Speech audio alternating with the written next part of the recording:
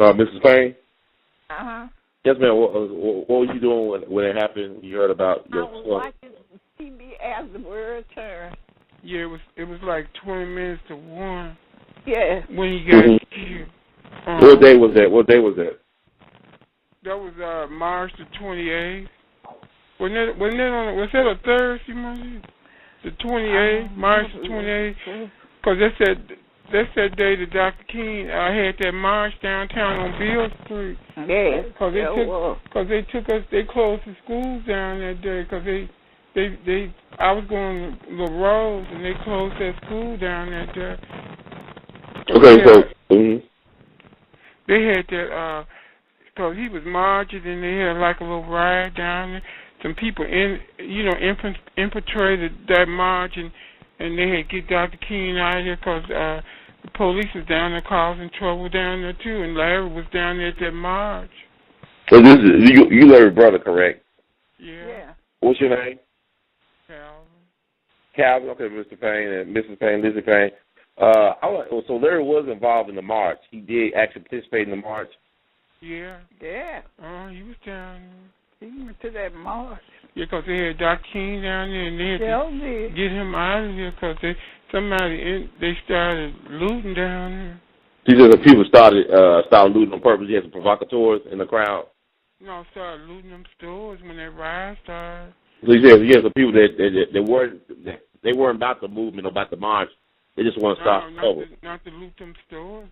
Okay. And so what happened? So how was the only person that ended up getting shot or killed that day? I mean, what was the circumstance? Like, what is the story? Remember he came to your apartment, didn't he? Yeah.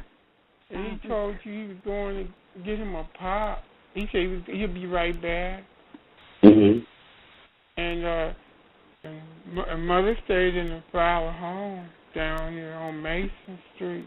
And I was watching as the world turned. Yeah, she was watching that soap opera as the world turned. Went off at 1 o'clock, and it was 20 minutes to 1 when they did that.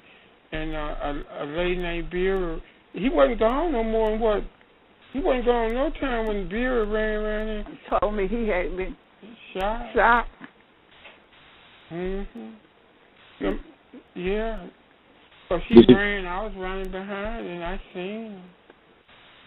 Did y'all know it was the police that shot him? Did she tell y'all how the police shot him, or she just said he just been shot? Police shot him. A man named John.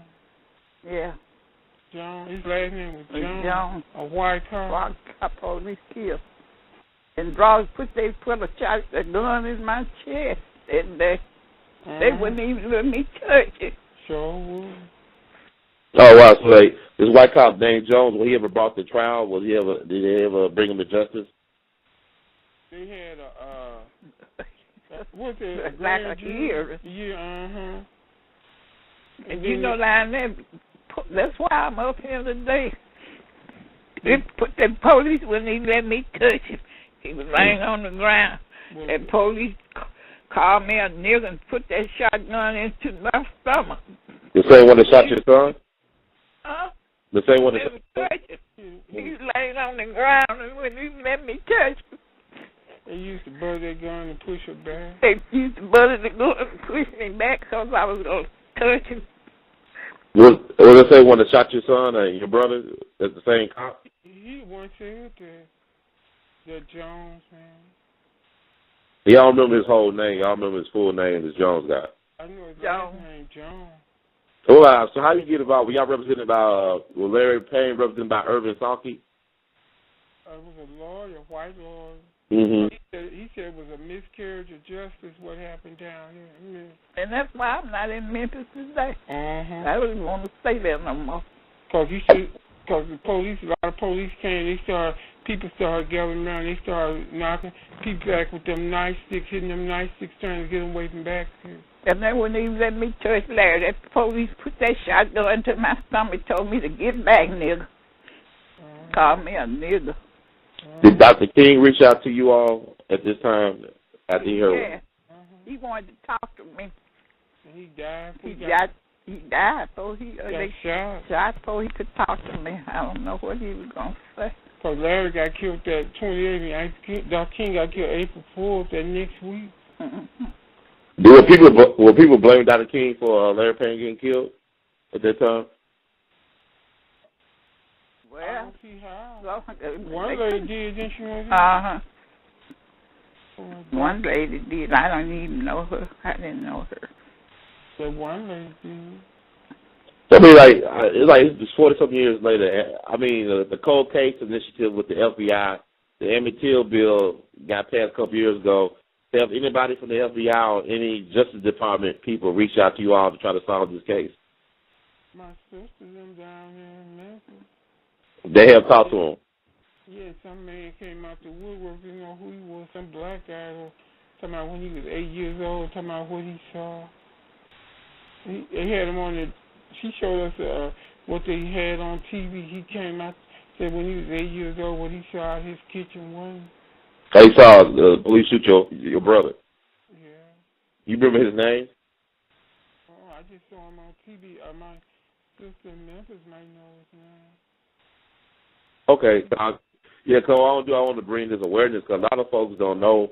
I mean, it's a lot of people that live during that time period that know what happened to your brother and to your son, but I think a lot more people down here need to be educated about what happened to Larry Payne and the turmoil that it had on your family, because I think it's very important. And the thing about it is trying to get some pressure so they can open up this case again to try to bring. What? Yes, ma'am. They wouldn't even, excuse me, Larry was lying on the ground. They wouldn't even let me touch him. That police put that shotgun in my stomach, told me to get back, nigga. Well, he's still alive. Can you tell if he's still breathing? He was lying down there. He had been shot lying on him. Yeah, big old hole. Had a big old hole in his stomach. He shot him with a shotgun. Mm-hmm. They said that it sounded like a muffler going off when he shot. Because he shot him up against the boiler room door at the Fowler home. And he could have shot me, killed me, because he put the shotgun to my stomach. And they said one of them other officers, another officer asked him, why'd you shoot that kid? Didn't one tell him that why'd you shoot that kid? So he had to kill that kid. Asked him why'd he do that. Wow, so there's an officer actually witnessed. Did any officers come forward to the family or talk to you all? I mean, anybody? Oh, black ones did. Mother told them get the you-know-what out of her house. They sent some black ones to her apartment. Remember them 2 black detectives they sent them? Uh-huh. You told them, get out your apartment. They was trying to white code it. But they thought that they sent them black cops there that they was going to smooth things. How you smooth things over killing her son? Larry wasn't no violent person. Joe? He wasn't violent. He ain't never been in trouble. He ain't never caused no problem. And somebody had broken our Sears and he was at the wrong place at the wrong time. He said he was going to get him a problem. The next thing we know, a neighbor, Bill Brown, ran and told her that police just shot her. Wow, that's amazing. He wasn't gone 15 minutes. He wasn't even gone 15 minutes. No, the store wasn't up. The store was up on 3rd. Mm-hmm. Sears Roebuck, up on 3rd Avenue. Mm-hmm. And they planned it. They trying to say he had a knife. He didn't have no knife. Mm-hmm. Wasn't no knife there when we came. They wouldn't even let me touch him. He was lying on the ground. That police put that shotgun in my stomach, told me to get back, nigga. Mm-hmm. That's crazy. I'm sorry to hear this. So, what type of person? I don't know what type of person Larry was. It's like he was a very nice person, He was a very obedient person. I never had no trouble out of it. Quiet. Quiet. Mm-hmm. He was quiet. He tried like to help people because they had. I know they had in the newspaper. They had a picture of him watching the police hit a guy with a nightstick. He stood there. Why? It was in the Memphis commercial appeal paper. Mm-hmm. Because my sister had showed us a picture of where they showed him. Police had a nightstick hitting another black guy with him. He was standing there watching. And they said hours before he died himself. Oh wow, that's crazy. They wouldn't even let me touch him. The police put that shotgun in my stomach, told me to get back there, called me a nigger. I never will forget that. He's lying on the ground. Yeah. So what month did y'all move? Y'all moved that same year, right? Y'all moved out of Memphis to Flint, Michigan. It was in 1970 January. So Larry got killed in '68. And Were y'all getting harassed from police or anybody from police department after your son and brother got killed? That police put that shotgun in my stomach and called me a nigga, wouldn't even let me touch it. And my child laying on the ground. But he let the lady across the street bow down and touch the side. She was supposed to be some kind of, they let her do a Parker's mom. Let somebody else touch him, but wouldn't let me touch him. Memphis police was dirty. That's why I'm not there today. I didn't want to live, never want to live in Memphis no more. So what can Memphis do? I mean, what y'all want from what can the government of Memphis do to try to rectify some of what happened? They can't bring Larry back. What should they do? Tell the truth. Tell the truth. Tell the truth. Y'all want them to tell the truth? Right. But they said the police officer that killed him, he on death's door. They said he was down. He got nurses around the clock coming. So he's dying right now. He's on a deathbed, literally speaking. So they said. That's what the FBI said. But they had not publicly called him out. So this is insane. I just really feel sorry for what happened to Larry and to the family, because y'all never been the same since then. No, that's why I'm up here now. Because we had went down there in June. My other brother died, and I know somebody got up and said the state of Tennessee owe her a big apology for what they did, and because it was all over Memphis. Larry was just a child. The police in Memphis was terrible back then. They put that shotgun in my stomach. He wanted me to touch my child laying on the ground. I mean, I'm sorry to hear that. It's very painful. I mean, a mother's love for a child. He had that shotgun in his hand. That's very inhumane. I just want, can y'all give me some other folks who be willing to talk about this case so I can put together something to help push some awareness with other people? My sister, Carol and Payne. You Yep. in Memphis? Yes, sir. She in Memphis. She live in Memphis, Carol. All right, okay, let me get her number. I mean, get some pen and paper down, because, like I said, I do TV and radio down here. I didn't know about this case. So I started reading about it online in a commercial field. It did a story about it 2 years ago. And I'm surprised they didn't get it in more play than what it got, but it don't surprise me. But it still does surprise me. Well, that's why I'm not in Memphis. I didn't want to move way up here. I don't blame you, ma'am. And Memphis kind of, it's crazy like that. Because there was some bad times when so they're trying to get Dr. King not to come back. And Dr. King had told me he was going to come back and talk to me, but he didn't make it back. Yeah, because when he gave that speech at Mason Temple, he spoke to you up there, didn't he? He said he was sorry and said he was going to come by and talk to you. Yeah. And he gave her his condolences and stuff. Oh, man. And 6 days, Larry Payne and Dr. King, huh? Just Wow. Dr. King. And I never will forget how that police treated me. Yeah, police. Or that shotgun in my stomach. You wouldn't even let me touch that laying on the ground. That's right. About boiler room door. It was about boiler room door. Call me a nigga. Well, I'm ready. You say you're Carol Payne? Carolyn Payne. How you spell that? Carolyn? C. A.L.L. Okay, Payne. So what's the phone number? Area code 810. 810. Let me see. 810 550 550 6719. 65. What is it? I got 810 550 6719. 6719. And she lives in Memphis? Carolyn. So I'll call her. And so I'm just trying to get all this together, because I think it's important that people know about this case. And so, like, it won't be lost. It needs to be known. What happened to your son, your brother, on March 28, 1968? Yeah, because Loeb was the mayor down there. Henry Loeb, he was the mayor down there back then. Yeah, I know. Yeah.